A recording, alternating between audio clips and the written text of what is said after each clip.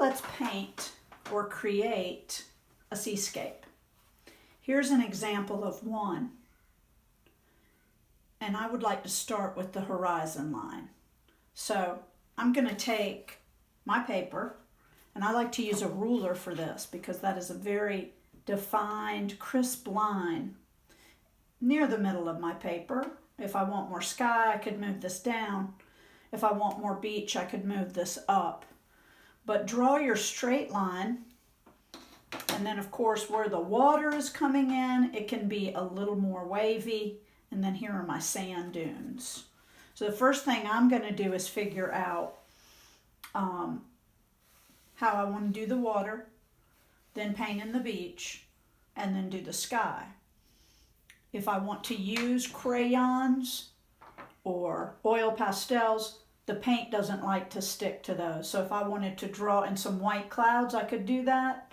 And then let's go ahead and just put like some little wispy clouds in here. And then you can see what happens when we paint later over that crayon. It does not like to stick to those. So you can use crayon or oil pastel. You could also use oil pastel here for, if you don't want to paint in, you could use crayons here for the water. All right, and I like to put maybe some lighter blue here, and I can blend with my paper towel. Then what I want to do is get that beach painted. So I need a beach, sandy beach color. And so I have some yellow. I'm going to take some yellow and put it in my tray over here. And that way, if I need to lighten it up, since I don't have a white here, I can just add water to lighten up my sand color. Also, what I did was I put either a touch of red or a touch of orange to make it more golden and not a bright, bright yellow, but more of a golden color. And then I can come in here and paint my beach. And right now, I am just laying in main colors, and then I can add details later. I'll come back in to paint the sea oats. So get these main colors laid in first, and remember to wiggle out any big puddles. So that's how I'm going to start, and I have already painted one that should be dry now, and I can always come back and make this a little darker and add details. Now what I want to do is think about the sky. I could do a blue sky. I could do a sky with a little bit of reds and pinks in there, or I could do a sunset sky where I use the warm colors.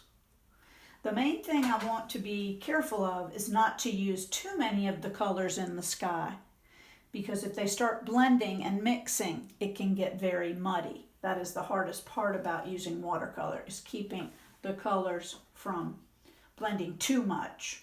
So of course I like to do a watercolor wash, which means I'm going to lay in my my water first and come right down here to the horizon line and wet everything. That way the colors are going to blend when I add them to the paper. All right, why don't I have a little bit of blue here. I'm going to put a little strip of blue up here, starting out. And then I'm going to give it a little bit of a sunset look as I go down.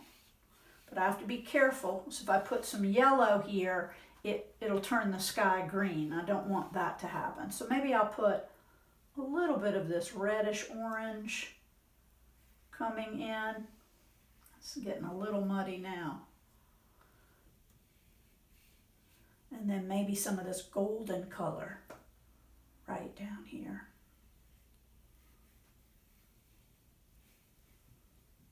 Now, blend a little bit. Also, if it's too dark, if you don't like, let's say you don't like that it's too dark. You can always use your little vacuum brush technique.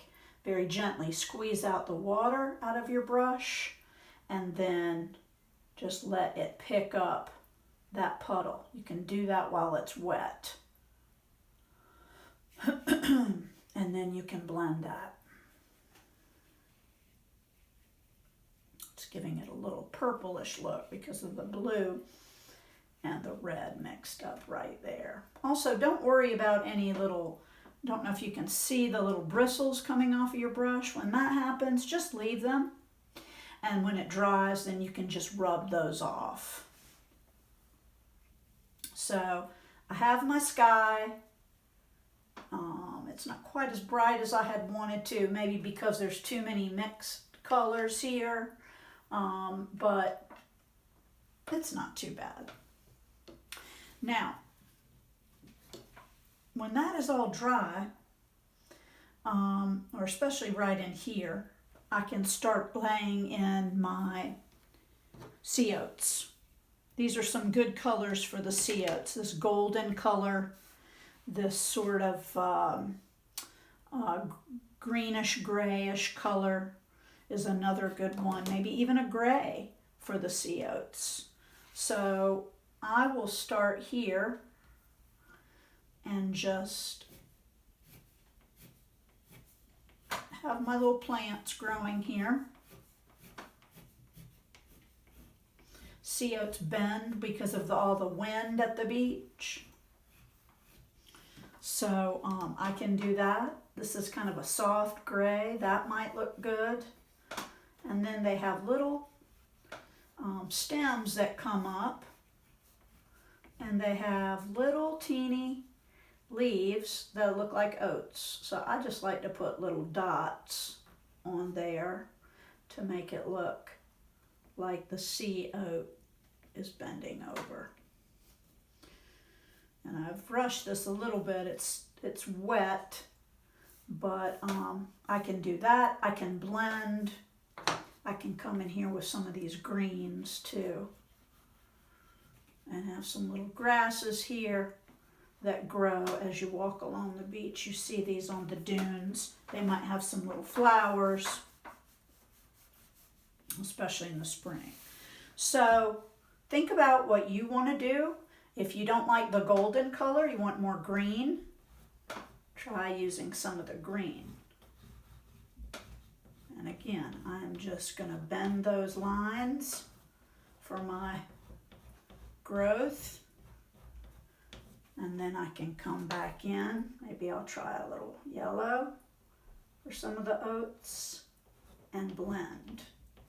That's so nice. That looks nice. I like that I did the dark first and then I'm blending with this lighter color. So just try it, and if you don't want to try it on your painting, try it on a separate piece of paper and see how that turns out. So again, when you want to add details, let it dry, then you can come in and let's say you want a little sun going down over the water. You could add in a little sun. You could add in a few rays if you wanted to. Up to you. Some birds flying off. And then I would come in too. This looks too plain to me here, so I could come in with some more colors to make it look more like the dunes here, some shadows, and come back in and draw some more with my oil pastel. So that is one way to make a seascape or a beach scene, and I hope you'll try one soon.